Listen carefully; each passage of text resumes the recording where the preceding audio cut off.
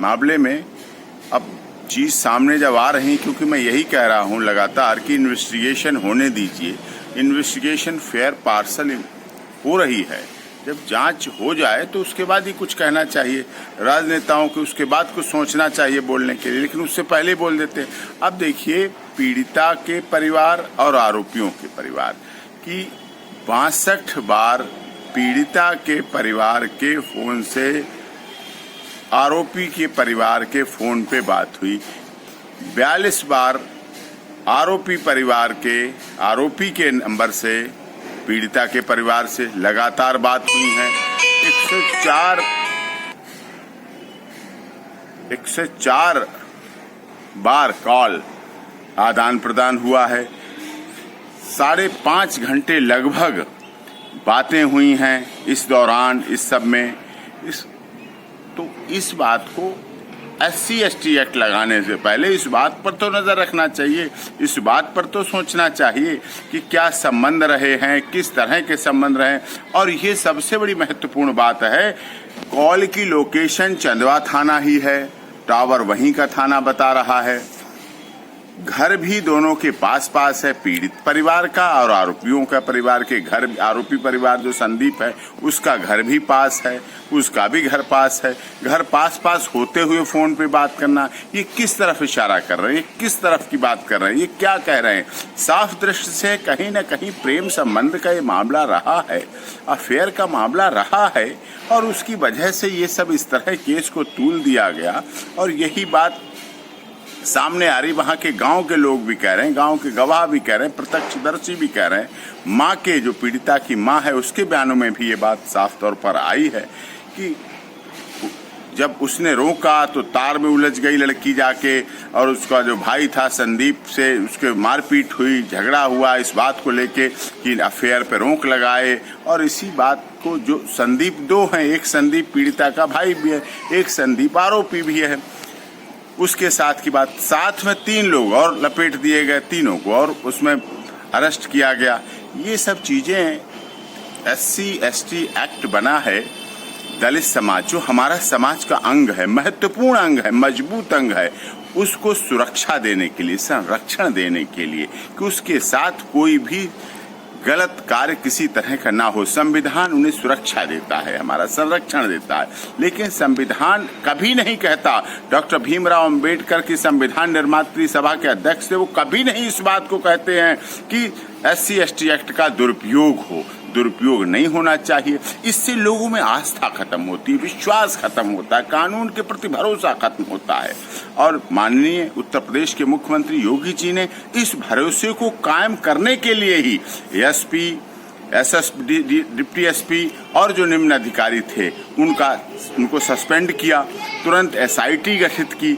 SIT गठित करने के तुरंत थोड़े दिन बाद ही CBI की जांच की मांग शुरू कर दी। CBI की जांच, देखिए, CBI की मांग जब लोगों ने नहीं तक की, उसी समय माननीय योगी जी ने CBI जांच की कराने के लिए केंद्र को रिकमेंडेशन भेज दी, महज हफ्ते भर के अंदर। और कहाँ दूसरी तरफ संत रामपाल दास जी महाराज के मामले में पूरे 6 साल होने जा रहे हैं, अभी तक CBI जांच नहीं हुई, जबकि उनके लाखों फॉलोअर्स, संत रामपाल दास जी महाराज के लाखों फॉलोअर्स विभिन्न तरह से कोर्ट से वैसे धरना प्रदर्शन डिमांड करके, मांग करके CBI जांच की मांग करते रहे, लेकिन नहीं हुई।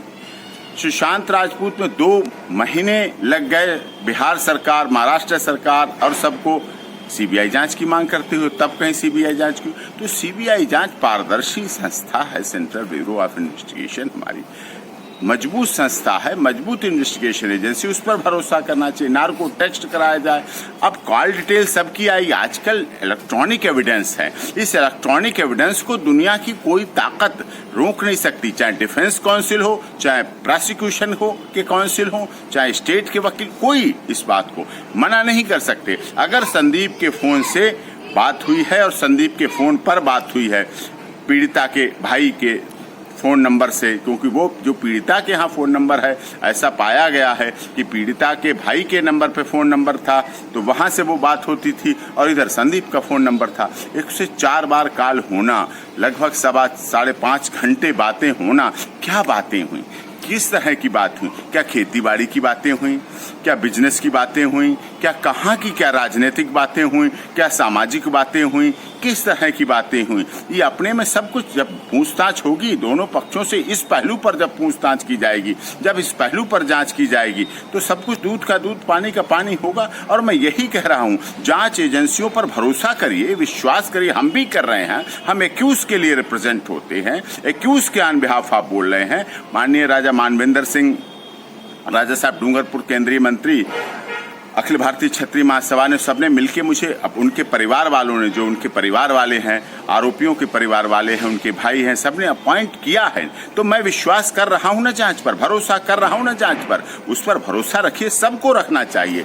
जांच पर भरोसा करें, चार्जशीट का इंतजार करें, चार्जशीट का कोर्ट की प्रोसीडिंग का इंतजार करें। उसके बाद सब कुछ दूध का दूध पानी का पानी होगा। सबकी कॉल डिटेल निकाली जाएंगी, सबकी लोकेशन निकाली जाएगी, कौन कहाँ था घटना के समय। कह देने मात्र से राजनीति हो जाने से, राजनीतिकरण हो जाने से, या माननीय योगी जी की सरकार को गिराने के लिए 100 करोड़ फंडिंग हो जाने से केस पे फर्क पड़ता है। इसलिए इस तरह की बातों से बचना चाहिए। और इस तरह से आप एक केस को लेके अगर सरकार को अस्थिर करना चाहते हैं तो ये बिल्कुल गलत है, बिल्कुल गैर कानूनी है। केस को केस रहने दीजिए, केस को केस की तरह लड़िए, केस को केस की तरह प्रोसीडिंग होने दीजिए और इंतजार कीजिए। अदालत पर भरोसा कीजिए, उत्तर प्रदेश की न्यायपालिका पर भरोसा कीजिए, इलाहाबाद हाई कोर्ट पर भरोसा कीजिए। देखिए, इलाहाबाद हाई कोर्ट ने सो मोटो नोटिस लिया ना, एक्शन मांगा ना। सुप्रीम कोर्ट ने अभी कल माननीय सुप्रीम कोर्ट ने उस पर किया ना कि रिपोर्ट लाइए और विटनेस को प्रोटेक्शन दीजिए, गवाहों को प्रोटेक्शन दीजिए, ये सब कहा है ना। तो हो रहा है, होने दीजिए, इंतजार कीजिए, इतनी जल्दबाजी मत कीजिए आप।